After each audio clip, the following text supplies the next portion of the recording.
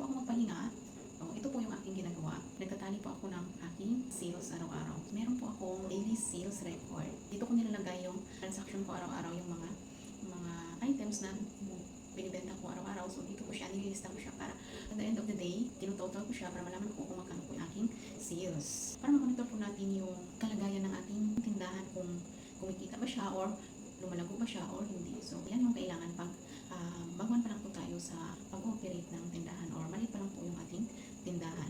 Para malaman po natin kung lumalago ba siya or nalulugi na po tayo. Malalaman naman natin guys kung lumalago po yung ating tindahan dahil yung stocks natin or items natin, unti-unti siyang nadadagdagan or unti-unti siyang dumadami yung ating display. Samahan po ako guys sa pag-close ng aking transaction.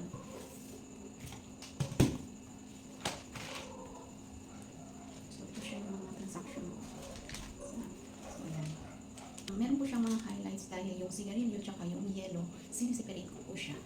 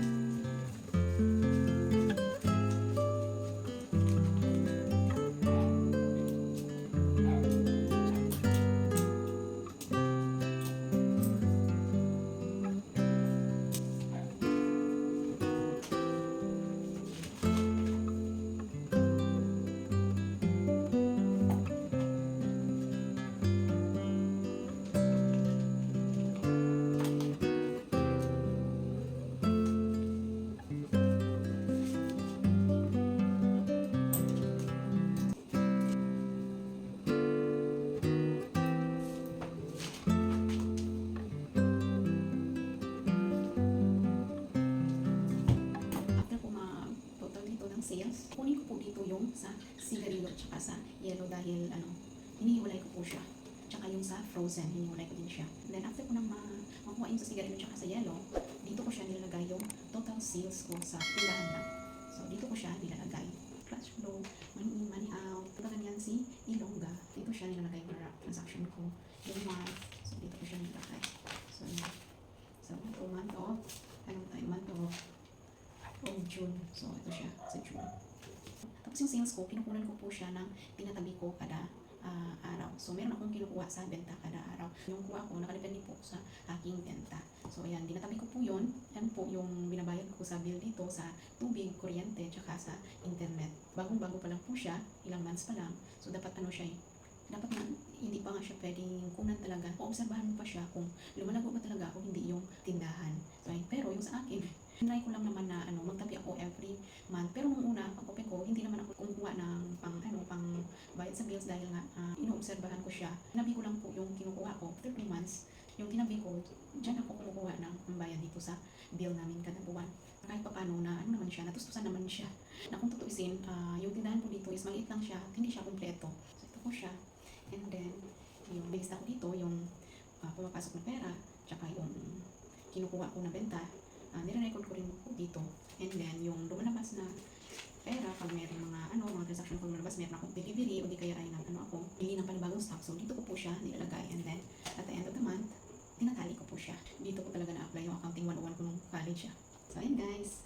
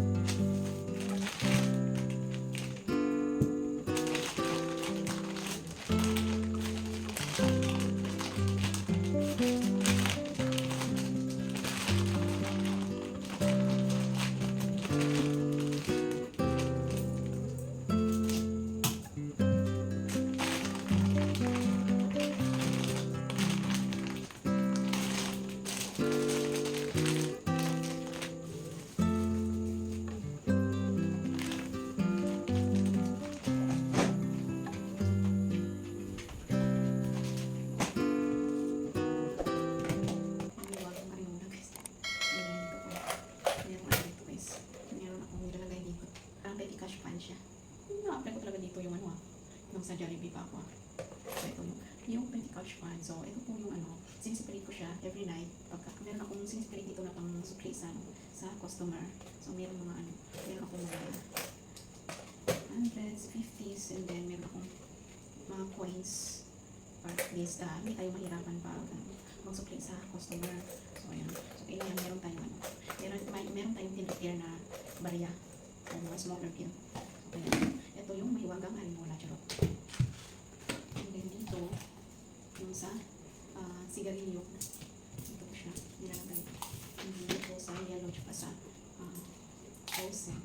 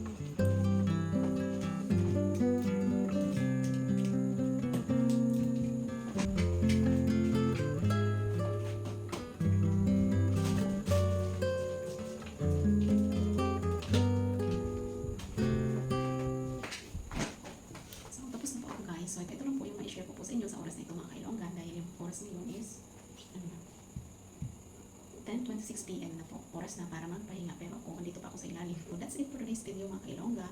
At kung bago pa lang po kayo sa aking channel, subscribe na lang po, Ilongga Mix TV. At pakipindot na rin po ng notification bell para ma-notify po kayo pag may bago pa akong uploads. Thank you so much po. And